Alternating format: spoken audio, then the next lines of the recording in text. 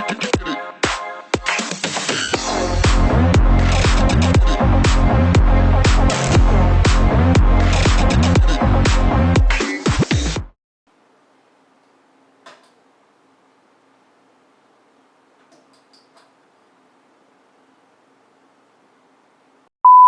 there, welcome back. This is not a speaker review video or a smartphone review video, or for that matter any other kind of gadget review video. This is going to be slightly different. This is an extreme budget PC build video.